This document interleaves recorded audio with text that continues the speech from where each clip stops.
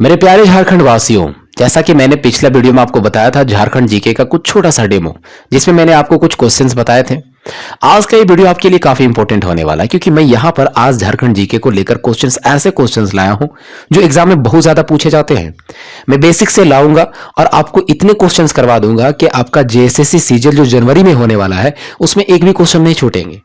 भरोसा रखिए, उम्मीदों पे दुनिया टिकी है और आपको सबसे पहले धैर्य बनाना सीखना होगा और आप वीडियो को पूरा देखेंगे। मुझे उम्मीद है यदि आप चाहते हैं सच में कि जेएसएससी मेरा इस बार निकल जाए तो आप इस वीडियो को पूरा देखेंगे और आने वाला जितना भी सेशन होगा सबको देखेंगे।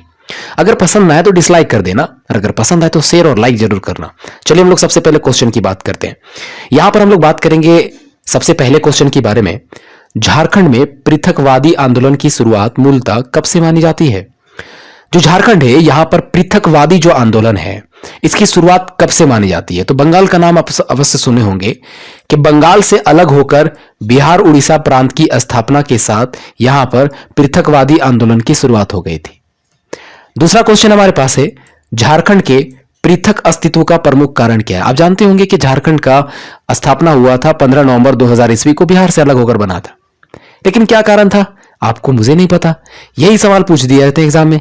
सबसे पहला ऑप्शन है पठारी भूमि के कारण, जनजाति समाज के कारण या जंगलों की उपस्थिति के कारण। तो ये सही आंसर सब होंगे। ये सभी कारण थे जिनके कारण झारखंड अलग हुआ था।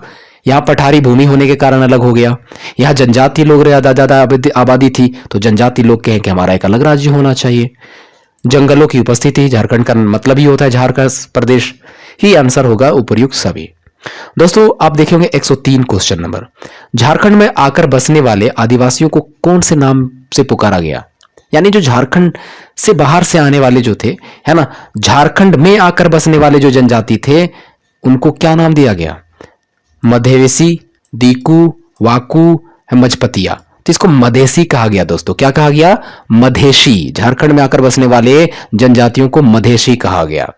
अब नेक्स्ट क्वेश्चन बात करते हैं हम लोग, निम्नलिखित में से किसकी शाखा आगे चलकर झारखंड पार्टी के रूप में विकसित हो गई? आपको पता होगा जेपी, झारखंड पार्टी। यानी निम्नलिखित में से किसकी शाखा यानी एक ब्रांच कौन सा था जो आगे चलकर एक झारखंड पार्टी का रूप ले लिया?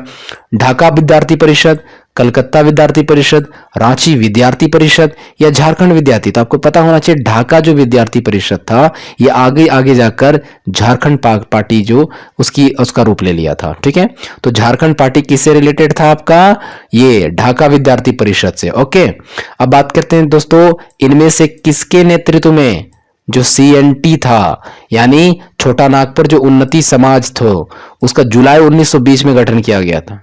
किसके नेतृत्व में? छोटा नागपुर उन्नति समाज जुलाई 1920 में गठन किया गया था। जे बार्थोलमन या जूलियस लकड़ा या बंदी उरांव या ठेबले उरांव? तो आपका याद होना चाहिए जूलियस लकड़ा जो थे, इसका सही आंसर है। छोटा नागपुर उन्नति समाज 1920 की बात कर रहा हूं, कौन किए थे? जूलियस लकड़ा के नेतृत्व में। छोटा नागपुर उन्नति समाज का मुख्य उद्देश्य क्या था? ये जो 1920 में बना था, जूलियस लकड़ा के नेतृत्व में बना था 1920 में, इसका मुख्य उद्देश्य क्या था? इसका मुख्य उद्देश्य क्या था? छोटा नागपुर को पिछड़ी स्थिति से ऊपर उठाना, राजकीय सेवाओं तथा प्रतिनिधि सभाओं से आरक्षण करना, आदिवासियों के लिए नौकरी उपलब्ध कराना या उपर्युक्त सभी? एकदम सभी आंसर होंगे यहां पर, है ना। इसका आंसर डी हो जाएगा। आते नेक्स्ट क्वेश्चन में, छोटा नागपुर ने किस पत्रिका का प्रकाशन किया? ये छोटा नागपुर जो उन्नति समाज था, याद रखिएगा 1920 में स्थापना, लकड़ा के द्वारा। कौन सा लकड़ा? देखिए यहां पर आपको मैंने कहा जूलियस लकड़ा, जूलियस लकड़ा के नेतृत्व में किया गया था। किस उद्देश्य से किया गया था? तो छोटा नागपुर के पिछड़ी स्थिति को ऊपर उठाना, राजकीय सेवाओं, प्रतिनिधि सभाओं में आरक्षण मिलना और आदिवासियों के लिए नौकरी उपलब्ध कराना, ये सभी कारण थे, है ना, छोटा नागपुर उन्नति समाज की स्थापना का। और इसने कौन सी पत्रिका, कौन सा आपका ये जो पत्रिका था उसका प्रकाशन किया? आदिवासी पत्रिका, झारखंड पत्रिका, बहिष्कृत या एकता? तो याद रखिएगा आदिवासी। आदिवासी जो पत्रिका था, है ना, आदिवासी पत्रिका का प्रकाशन किसके द्वारा किया गया था? छोटा नागपुर उन्नति समाज के द्वारा। झारखंड क्षेत्र के लिए एक अलग राज्य के गठन की मांग स्थानीय आदिवासियों द्वारा छोटा नागपुर उन्नति समाज के मंच से औपचारिक रूप से पहली बार क्षेत्र में किसके दौरे के दौरान की गई थी? कौन दौरे में गए थे, उन्हीं के दौरे के दौरान ये बात कही गई थी।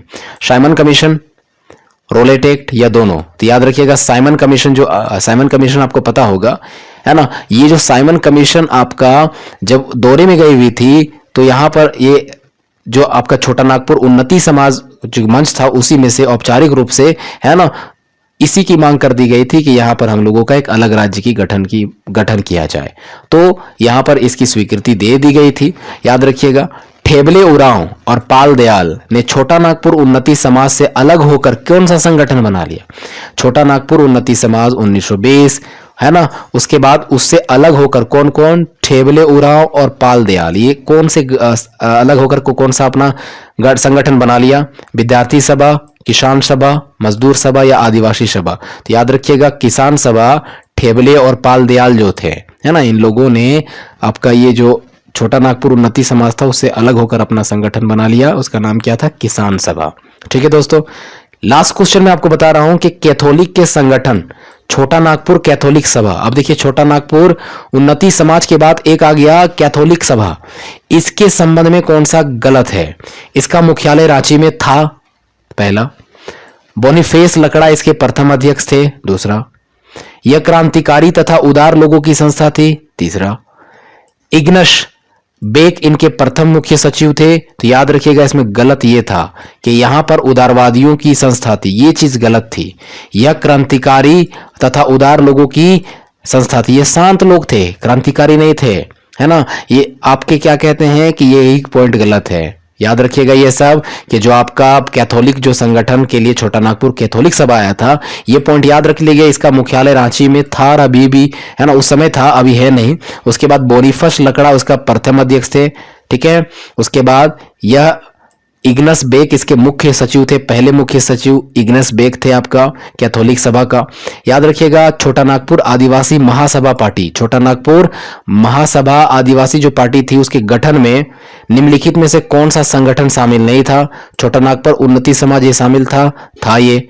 छोटा नागपुर कैथोलिक सभा ये भी था, ये किसान सभा ये भी था क्योंकि उसी से अलग होकर ये बना था। विद्यार्थी सभा नहीं था, विद्यार्थी सभा इसमें शामिल नहीं था। तो दोस्तों यहाँ पर मैं और क्वेश्चंस आपको करवाऊंगा, लेकिन आज के लिए इतना ही। मैंने 11 क्वेश्चंस करवाए। इसी तरीके से मैं छोटा छोटा वीडियो लाऊंगा और आगे का जितने भी क्वेश्चंस आप देख रहे हैं ये सभी कुछ मैं आपको करवाने वाला हूँ। ठीक है दोस्तों, आज के लिए इतना ही। इजाजत दीजिए। धन्यवाद। जय हिंद, सत श्री अकाल, अस्सलाम वालेकुम।